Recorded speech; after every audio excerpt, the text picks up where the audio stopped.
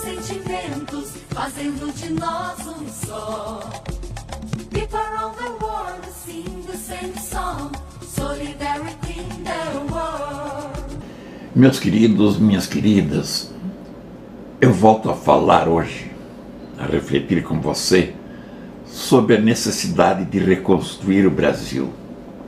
E eu faço isso dentro da visão da sociedade participativa e solidária que tem constituído o nosso mote, nosso propósito constante.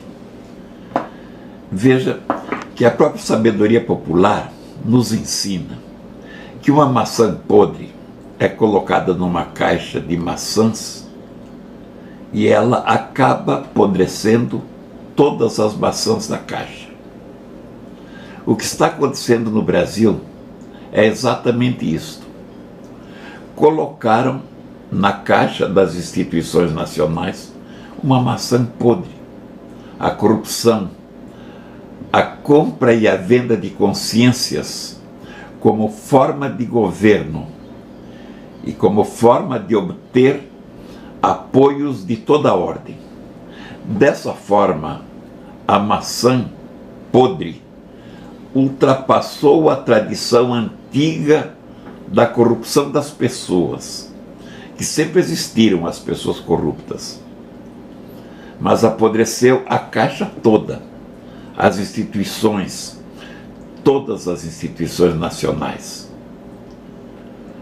E me refiro não apenas às instituições públicas, as que formam o executivo, o legislativo e o judiciário, pouco menos ou pouco mais nesta ou naquela, aqui ou ali, quebrando empresas estatais, patrimônio do povo brasileiro, ali escondendo em polpudas contas bancárias, no Brasil e no exterior, o lucro das negociatas pagas pelo povo, adiante elevando os próprios salários, subsídios e privilégios, que já não são poucos, a um nível 50 vezes superior ao que recebe do suor de seu rosto o trabalhador brasileiro.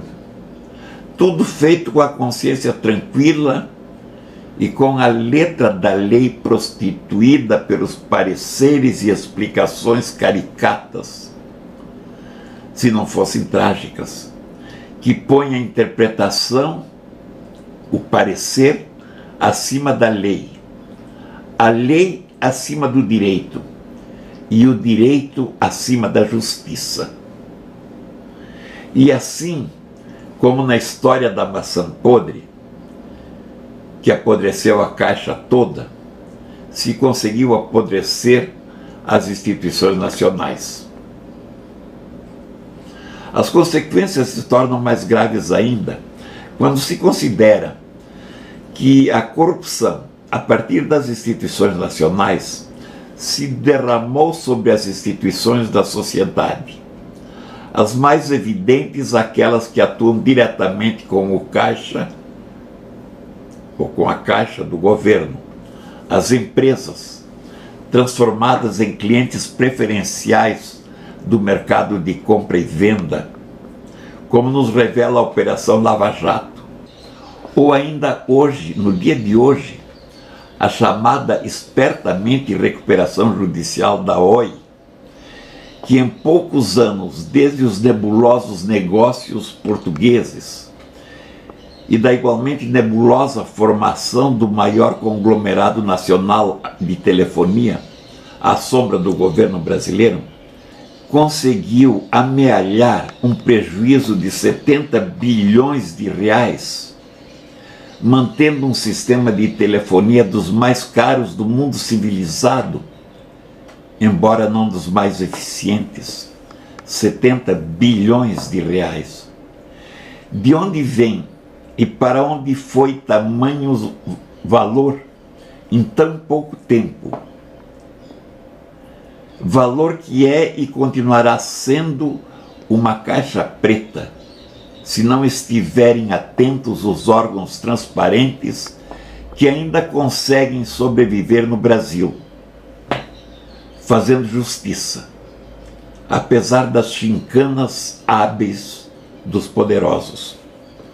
Enquanto isso, o povo brasileiro pagou, está pagando e continuará a pagar os desmandos das maçãs podres que colocaram na caixa e que continuarão apodrecendo as instituições nacionais. Mas não para aí esse processo de deteriorização das instituições. Como a lama dos depósitos de minério da empresa San Marco em Minas Gerais, o degradante processo se alastra sobre outros segmentos da sociedade, como os partidos políticos, as agremiações de lazer, como, por exemplo, os clubes esportivos. Infiltra-se frequentemente nas confissões religiosas, penetra nas escolas, solapa as famílias, desfazendo os laços que viabilizam a sociedade, como já denunciava há mais de 2000 anos Aristóteles, o grande filósofo grego. Entre as instituições sociais que têm especial responsabilidade pela situação a que chegou o Brasil, ou para onde o país está sendo conduzido, estão os meios de comunicação, as igrejas, as escolas, desde os jardins de infância até as universidades, que têm na formação da sociedade, e especialmente das novas gerações, sua função essencial, o que quer dizer sua razão de ser. Queridos amigos e queridas amigas, acaso não é isso que estamos vendo no Brasil e em diversas escalas no mundo? É verdade. Cada vez que se levanta o véu que cobre os segmentos da realidade brasileira, a corrupção generalizada, espalhada como um câncer nas instituições governamentais, espalhando-se em metástase por toda a sociedade, levada perigosamente a descrer dos valores, das responsabilidades e da consciência de que todos, cada um de nós, formamos uma nação, uma comunidade, sobre cuja construção cabe a cada um assumir sua parcela, responsabilidade, para que possamos sair dessa situação onde fomos levados. Situação que nos constrange, devo dizer, diante do mundo civilizado. E, sobretudo, deveria nos constranger diante de nossa própria consciência. Isto considerado, tenho segurança em dizer que o caminho da recuperação nacional e da construção do país que sonhamos envolve uma profunda reforma na estrutura, na organização e nos comportamentos políticos. É verdade que não pode ser apenas um remendo ou uma reforma que nada muda ou que muda apenas o suficiente para que tudo continue como está. Quero convidar você, meu caro amigo, minha querida amiga, a dedicar alguns minutos a mais de seu precioso tempo para rever, especialmente 2 ou 3 dos meus vídeos, especialmente aqueles voltados à reforma política, em meu site no YouTube, em nossa página ou em nosso grupo no Facebook. No entanto, não posso concluir sem reafirmar que para que possamos realmente reconstruir nossos caminhos, ou construir, como disse, o país que sonhamos, as reformas precisam ir muito além do que se promete sem que nunca se faça acontecer. Como a reforma da Previdência, a reforma fiscal, a reforma tributária, a reforma agrária, a reforma urbana. Sim, é verdade, essas e outras reformas são também necessárias, mas é necessário fazê-las na dimensão de que necessita o processo de transformação do país na dimensão adequada. Quero dizer, pois, que há uma necessidade urgente de que nos debrucemos todos para adotar também uma reforma nas instituições sociais, talvez em aspectos equivocados da própria cultura nacional. Essa reforma deve abranger como ponto de partida uma nova dimensão ética a ser assumida no Brasil, uma nova responsabilidade cívica ou cidadã.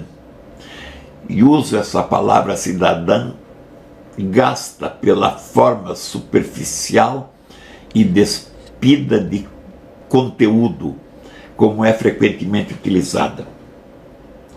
Mas para que essa reforma aconteça nas instituições da sociedade e em aspectos equivocados da nossa cultura, se ela deve ser feita a partir da escola, no recesso das famílias, nos meios de comunicação, nas instituições religiosas, nas universidades. É em todas essas áreas que se deve atuar.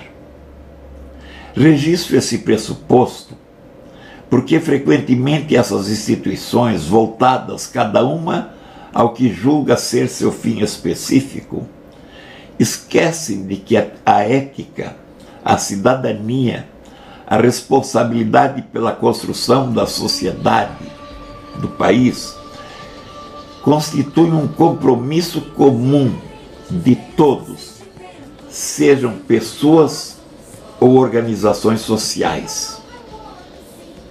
Isso tudo é possível, meus queridos amigos e amigas, se junto com as reformas preconizadas formos capazes de mover a grande maioria do povo brasileiro,